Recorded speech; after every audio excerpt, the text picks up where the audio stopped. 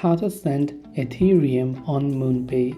Hey everyone, welcome to our channel. In today's video, we will discuss how we can send Ethereum on MoonPay, so make sure to watch the video till the end. To send Ethereum on MoonPay, you first need to copy the destination wallet address. So depending upon whichever wallet or maybe another MoonPay user, you need their moon tag or either their destination wallet address for Ethereum.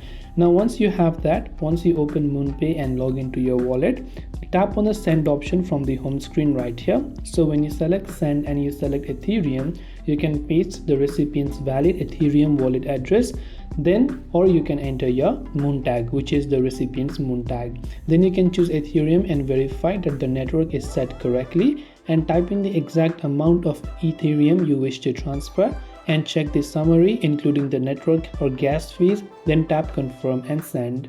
And this way you can send Ethereum on MoonPay. Hope this video helped you out, and if you have got any further questions, do feel free to leave them down below. Thank you for watching and see you soon as always in the next video.